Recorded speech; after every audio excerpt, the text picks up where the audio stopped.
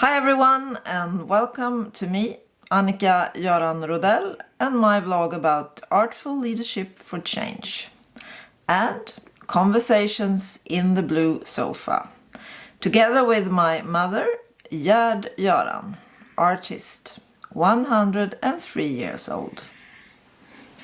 Ja, mamma. Ja. Förra veckan pratade vi om skönhet och tröst. Och då sa du någonting som gjorde att en av våra lyssnare, Dag, han blev nyfiken. För du sa att det på något vis hade med att skönhet kunde vara kopplat till förlåtelse. Ja, då kände jag att när jag säger skönhet och när det tar hela min varelse, det med skönhet, det är som en andlig kraft. Då kände jag är förlåten, jag får inte plats med min skuld. Den är så stark så det är som en Guds skönhet har den känslan i mig. Att det är andligt, fast jag inte riktigt förstår vad det är, men jag känner det. Men du säger att du inte riktigt får plats. Kan du säga någonting mer om det? Plats med skulden? Jag får inte, nej, skulden och får inte plats. Jag är förlåten på något vis. Jag kan glömma det och få uppleva skönheten som ger mig förlåtelsen och kraft på något vis. Det låter nästan som nåd. Ja, men jag kan inte hjälpa skönhet får en så stark känsla i mig. Det är ordet och vad det gör med hela min känsla. Och då behöver jag inte grubbla på min skuld. Så skönheten i ditt liv kan alltså upphäva skulden? Ja, då kanske. I det ögonblicket? Ja, jag menar att det är härligt att i ett ögonblick få känna en helhet och skönhet. Det är en så stor kraft i det så att då får man längta till nästa gång man ser skönhet. Jag har alltid haft en längtan efter en sån där stor och stark känsla och helhet. Att få uppleva dem och det gånger. När händer det då?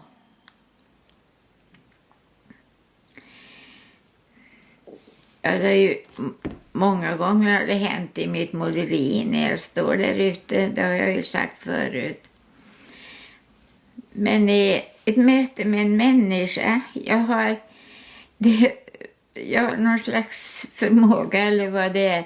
Jag kan möta en människa och en blick kan göra att vi stannar upp av vad det är. Det har hänt mig ett par gånger och man måste ta tag i det mötet. Och det är någonting, just det där att det tar tag i hela min känsla. Det är viktigt för mig och det är där jag känner att jag har också lätt att säga skönhet i många saker jag ser. Men du, hur gör man då för att liksom känna det med hela sin känsla? Hur gör man då? Ja, den finns där. Jag har en sån, det är en energi i det. Hela min varelse upplever energi. För det pratade vi om förra gången, att skönhet och energi hängde ihop. Så, ja. Men det är någonting, du säger att du kan möta en människa bara i en blick och så är det där. Men om man skulle kunna gå ner i...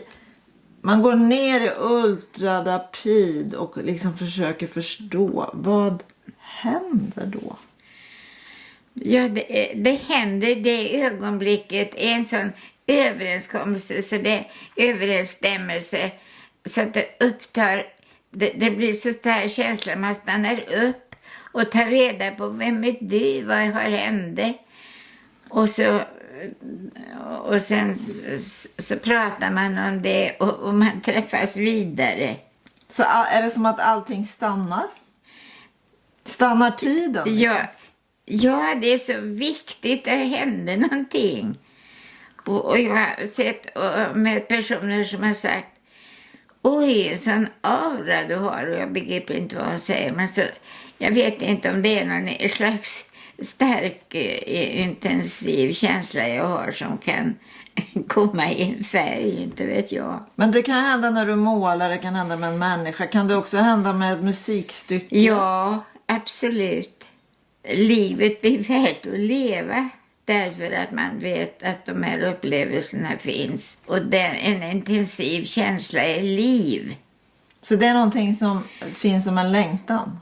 Ja, att jag vet att de här stunderna finns, att jag söker dem på olika sätt. Det finns program som kan innehålla de här. Och jag är ju jag lyssnar på mycket, både i talböcker och på radion, och försöker hitta de här stunderna. För att de hjälper mig i mitt sätt att leva nu när jag är 103 år, så är det en hjälp. Så skönhet finns i både konst och människor? Ja. Man kan stoppa in skönhet i de här olika sinnesstämningarna jag har talat om. Mm. Men då stannar vi där. Ja, Då så. ja. Då säger jag thank you for listening to us and we hope you'll be back next week. Okay. Bye. Bye.